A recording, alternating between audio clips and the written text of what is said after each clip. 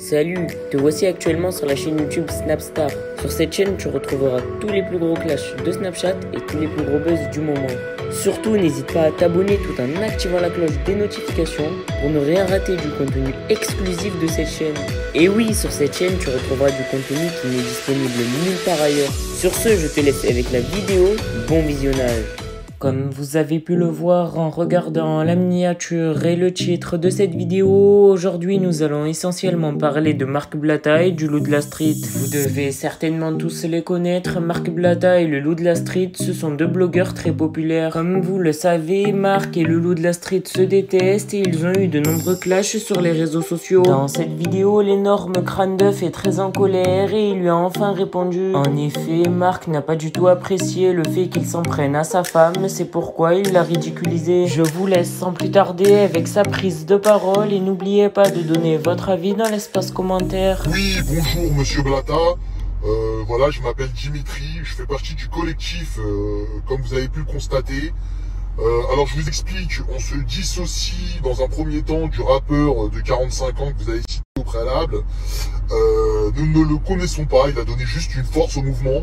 Nous sommes un mouvement indépendantiste, vraiment, à ne pas confondre avec les dentistes. Vraiment, voilà, parce que je sais que j'ai de belles dents et qu'on me demande à chaque fois où est-ce que je les ai fait, mais bon, c'est un peu hors sujet. Juste pour vous dire également que par rapport aux avocats, alors effectivement, on a fait appel à un cabinet qui demande 300 € qui correspond à leurs honoraires. Ce ne sont pas des influenceurs, contrairement à vous, qui prenez de l'argent pour parler. Ce sont des gens qui ont fait 45 ans d'études et qui ont besoin de 300 € par personne.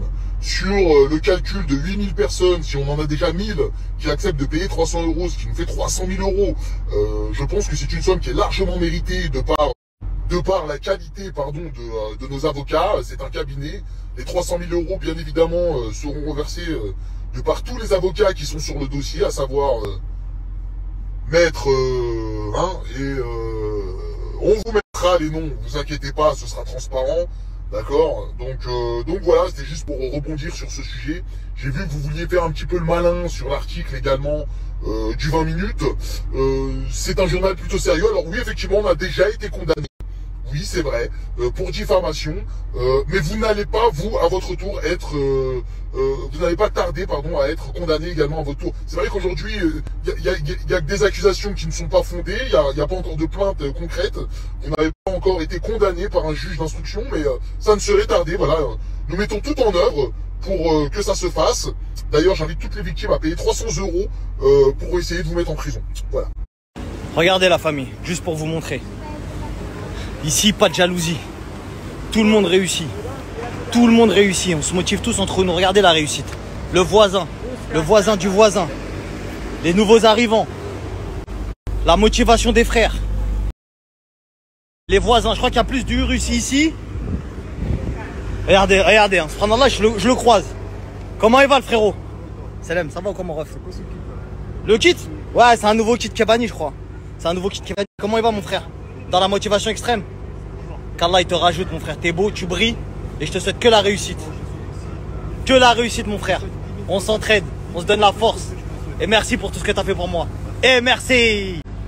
Regarde frère, je te mens pas frère, je te mens pas. Les gens ils pensent que quand ils arrivent à Dubaï, on dirait il y a une porte et on te donne 7 millions. Non, on ne donne pas 7 millions, par contre on te donne des frères. La famille, j'espère que vous allez bien, j'ai vu le snap de madame. J'ai vu le snap de madame, très mignon. Elle en a profité pour le faire quand j'étais à la piscine. Bon, je savais déjà ce qu'elle pensait, hein, mais ça fait toujours plaisir de l'entendre. Puisque je me dois maintenant de faire un snap sur elle, ça va être un snap, mais gentil, pas gentil, je sais pas. Mais en tout cas, ça va être juste pour vous expliquer 2-3 petits trucs. En fait, il y a des gens qui s'amusent sur les réseaux à insulter Nadé parce qu'en fait, elle a mis son voile, elle l'a retiré, elle l'a remis. En fait, je vais vous dire quelque chose, la famille. Vraiment, moi, je suis transparent avec ça parce que j'ai jamais forcé qui que ce soit à se voiler, etc. Et elle l'a fait pour elle-même et elle le fait pour elle-même. Dans sa tombe, elle sera seule, elle sera face à ses actions. Et à aucun moment, je pourrai intercéder pour elle. Craignez Allah, les frères. Wallah. Ceux qui font des commentaires sur elle par rapport à ça, craignez Allah. Je vous le dis, je suis quelqu'un de très solide psychologiquement. Et dès lors où j'ai exposé ma femme sur les réseaux, je m'attendais à ça. Insultes, montage, ceci, cela, etc. Faut être fort psychologique. Viens pas sur les réseaux, frérot.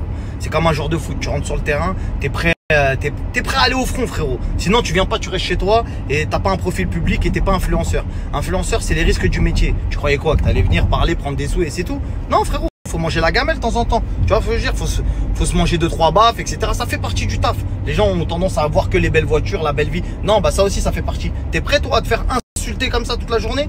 Je sais pas. Mais peu importe, c'était pas là où je voulais en venir. Je voulais vraiment en venir au fait de craindre Allah par rapport à ça.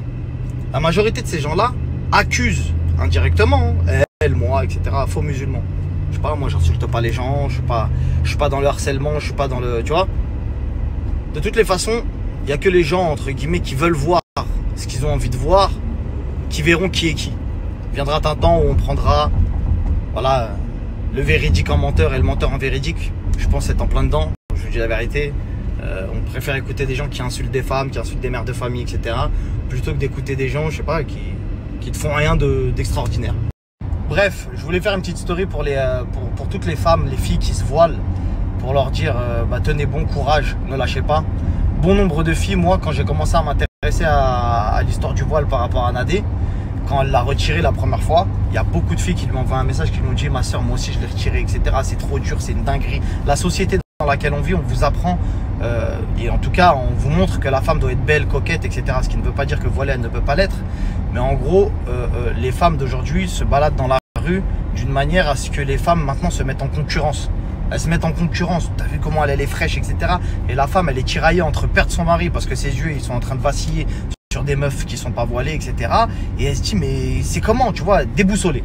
Et aujourd'hui, Nadé, elle en paye les frais. Et pour moi, c'est une vraie fierté, tu vois, d'avoir un soldat à la maison, d'avoir une lionne, d'avoir quelqu'un qui se dit, peu importe ce qu'on dit sur moi, je le fais pour Allah, etc. Et ça me fait penser à la meilleure des femmes, tu vois, que cette terre est portée. Ça me fait penser à toutes ces femmes dans l'islam qui ont été éprouvées. Ça me fait penser aussi aux compagnons du prophète sallam qui ont été éprouvés, etc. Des fois, le prophète sallam lui-même, des fois, il a été chassé, il a été, tu vois, il a été éprouvé par rapport au djinn, etc. Aujourd'hui, il y a des gens qui l'insultent, qui sont mauvais envers elle, etc. Et je me dis, tu vois, je dis, c'est ma femme. C'est quand j'ai vu que l'islam a été critiqué que j'ai voulu me convertir. Ça veut tout dire. Aujourd'hui, elle porte le voile. Alhamdulillah, tu vois, elle le porte pour elle. Elle le porte pas pour moi. Elle sait pourquoi elle le porte. Tu vois ce que je veux dire? Et aujourd'hui, c'est sa fierté. Elle en est fière, tu vois. C'est un travail qu'elle fait sur elle-même. Et je vous le dis, mesdames, mesdemoiselles qui me regardaient peut-être et qui se disent à un moment, j'aimerais le porter, etc. Vous posez plus trop de questions, la famille. Vraiment, portez-le parce que là, vu les temps qu'on vit en ce moment, il faut redoubler d'efforts. Je vous dis la vérité, et c'est quelque chose qui va vous rapprocher de votre créateur, mais vous allez être beaucoup éprouvé. Et je pense qu'il y a beaucoup de femmes voilées qui vont regarder cette story, pardon, je disais, et qui vont se sentir complètement visées par ça, qui vont se dire ouais, dès lors où je l'ai porté, bah, j'ai commencé à me faire éprouver, tout simplement. Tu crois quoi? Tu crois que c'est qui que tu rends fou quand tu portes le voile? Shaitan, frère. Quand tu le portes pas, t'es déjà, tu vois, t'as plus rien à gratter pour lui, entre guillemets. Bien sûr, tu auras toujours à gratter, il va essayer. Mais frère, l'effort du voile, c'est un gros poids, tu vois ce que je veux dire? C'est un très très gros poids de dire adieu à sa féminité au grand jour. Tu vois ce que je veux dire? Et d'autant plus quand les sœurs, elles sont belles et qu'elles se voilent, la récompense pour moi, je pense, frère, c'est incroyable. Des fois, je vois des femmes voilées, je me dis, ah ouais, frère, machallah, tu vois, l'effort, il doit être là. Tu vois, elles voient la concurrence dehors, elles se disent, ouais, frère, si des fois, je sais, peut-être dans leur tête, elles se disent quoi, certaines femmes voilées, si j'enlève mon voile, wallah, je les éteins. Tu vois ce que je veux dire? Wallah, c'est grave gaulerie. Mais bon, faut se dire la vérité, c'est un atout de ouf les cheveux pour une femme. Tu vois ce que je veux dire? Et donc voilà, mais sachez que c'est pas un parcours facile. Et les femmes qui se tendent vers ça savent de quoi je parle. C'est pas un acte qui est facile. Le pas vers ça, il est très très difficile. Mais qu'Allah vous assiste, qu'Allah vous donne le courage, mes sœurs, vraiment de franchir ce pas-là. Et même pour celles, parce qu'il y en a beaucoup plus que ce que je pensais, qui ont fait la marche arrière, ne vous dites pas je pourrais pas y retourner. Wallah.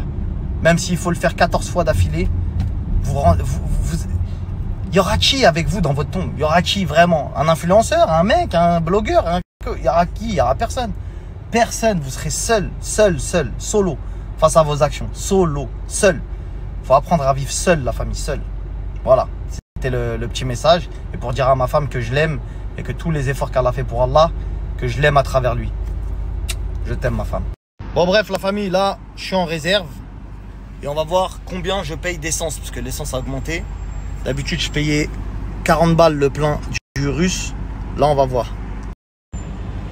La famille, je vais payer 285 dirhams. 285, hein. 280 dirhams, ça équivaut à peu près à 80 balles. Voilà, à peu près 80, 75 balles. Merci à toi d'avoir visionné cette vidéo et surtout n'hésite pas à liker la vidéo et à nous donner ton avis dans l'espace commentaire. Sur ce, on se retrouve dans une prochaine vidéo. Peace.